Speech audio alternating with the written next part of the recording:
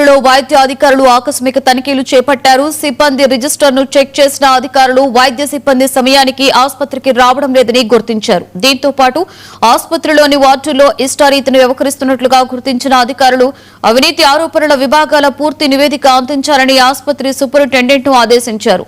అక్రమాలకు పాల్పడిన వారిపై కఠిన చర్యలు తప్పవని హెచ్చరించారు.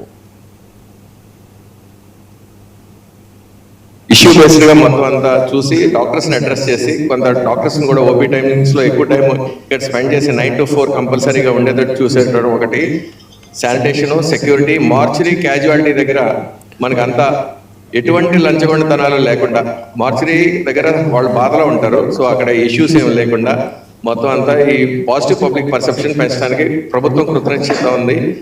సో సత్యకుమార్ గారు ఈ సూచనల మేరకు మేము కంపల్సరీగా ఎటువంటి అవినీతి ఆరోపణల వ్యక్తి అయినా సరే అది ప్రూవ్ అయితే కనుక definitely will take action as per CCA rules in force.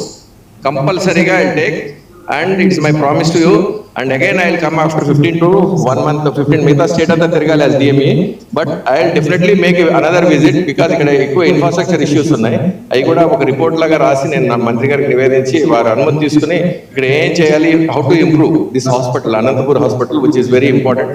Issue based గా మొత్తం అంతా చూసి డాక్టర్స్ ని అడ్రస్ చేసి కొంత డాక్టర్స్ ని కూడా ఓపీ టైమింగ్స్